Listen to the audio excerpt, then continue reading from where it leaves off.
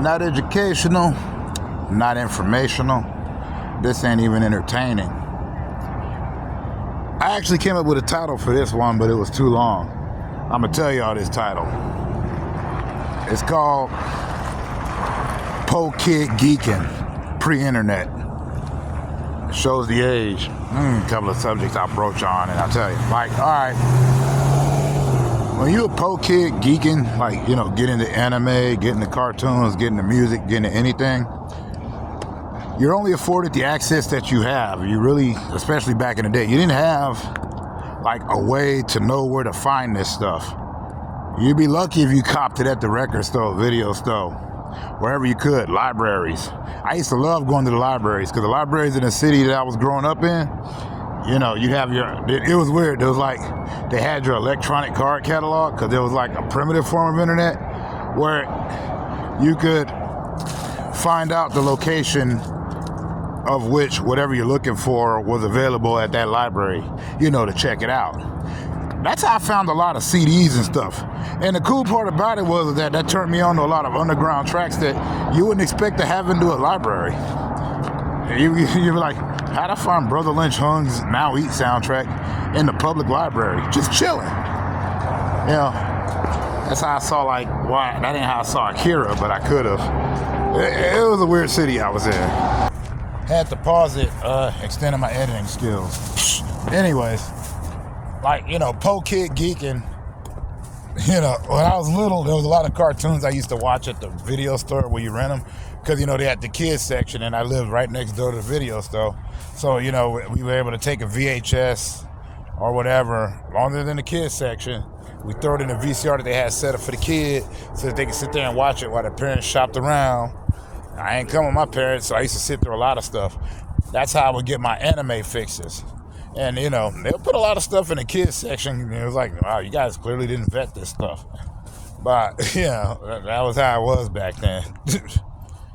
Like, just like, you know, I became a gamer hanging out in arcades. Yeah, getting quarters and stuff. Parents give me quarters. Or actually, like, you know, when I was younger, in certain convenience stores where I lived at, there would be like an arcade machine there, maybe 2 or 3. So that's how I played like Street Fighter and Mortal Kombat. It was right across the street from the house, you know, before they took those out and replaced them with crap that had nothing to do with children. But that was how, you know, you got your fix.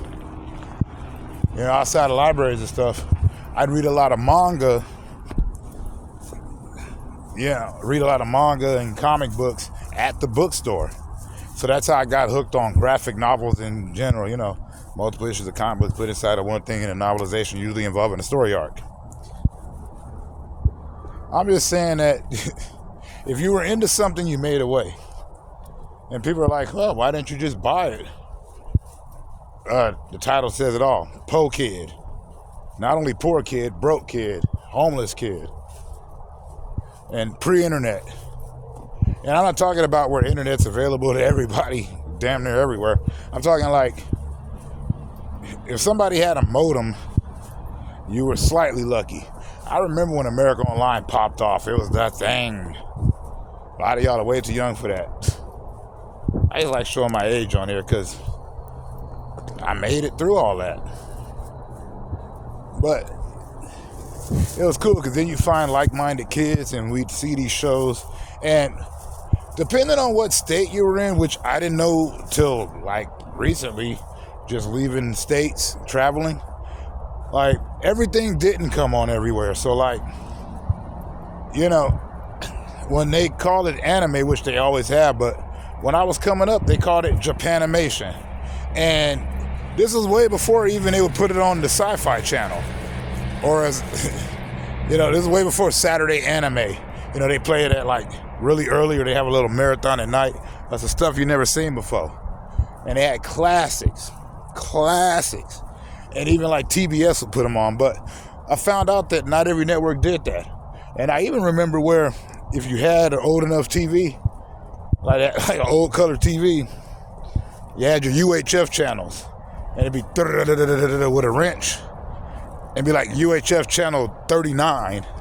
And that was how you would get your anime fix. Well, like I said, Japanimation. So there were ways to play video games and stuff. I always said I played all of these different systems. I never said that I owned any of them. So like when I see true aficionados of the art and the subject, I'm like, wow, how did they get the money for that? Some people are devoted to it. Some people had parents that had money. I didn't. I didn't even have a house to sleep in half the time. But I think that's the power of true geekdom. When you're into something, you'll find a way, either responsibly or irresponsibly. Like, and I bring it up like, okay, you know, I remember playing video games at Toys R Us. Like sitting there, you would play all the latest systems. That's how I got into Panzer Dragoon and all that. You know, homies had a Sega CD, so I was able to pull that off. There's a lot of things that I did miss out on. But for some reason, that's why like one of my videos, when I was talking about video games, I said Neo Geo was my favorite because for my quarter, I could throw it in the machine and usually had like 4 to 6 games in there to choose from. I'd have a few quarters, I'd play a few games. I didn't know that it would get me connected with Charlie Cat. And Charlie Cat being a Neo Geo aficionado, which was awesome because he hooked me up with some other gaming aficionados. But it's just crazy how many games I missed out on because brothers grew up broke. Brothers grew up poor. Like, yeah, I played Jaguar. I played all of these different systems. I watched all these series. I've read these mangas. I know about them. The deep intricacies that I would like to get into them. That's probably why I was never a stan of anything. You know how there stands the obsessive fans? I can't be one. You know why? Can't afford it. All I could do is keep listening, keep watching, keep hoping, keep searching, checking the newspapers for the shows. I remember going to see Utada. Didn't have no money. Scrounged up some money and went to go see her live. And that was an incredible show. Because I was a big Kingdom Hearts fan. Managed to play all of the Kingdom Hearts without being able to cop a single copy of it. And then when the internet came up, remember, I still lived on the streets. Kind of still do. I didn't have a computer. So how was I able to play these games? I found a way. You scrounge, you scrap. Because when you love something, you'll find a way. And this is not an indictment on anybody who, you know, grew up with their parents and they had their house and stuff where they could afford it. That's not an indictment on it. It's just to say that some fans couldn't afford to be them and they still managed to be them. So like when you try to quiz somebody and all that, and you feel like they're not as big a fan as you, they got the heart to even bother to be into it. That's trippy.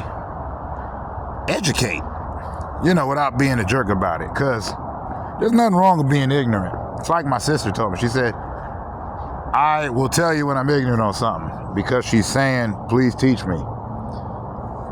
Teach them. You need more fans. Like one of the greatest things I had back in the day was friends that did have it to where I could be in the musical groups and actually be part of a fandom. They had all the t-shirts.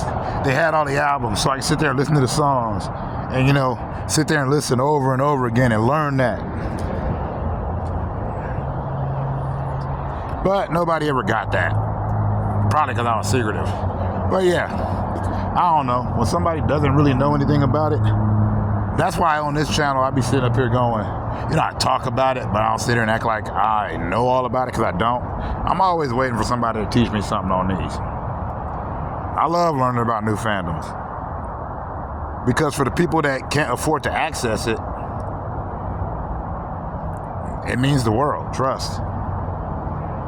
But anyways, none of that made any sense, and I don't really care because I ain't no content creator. I told y'all, I'm just some dude who talks too much. But much love and peace out.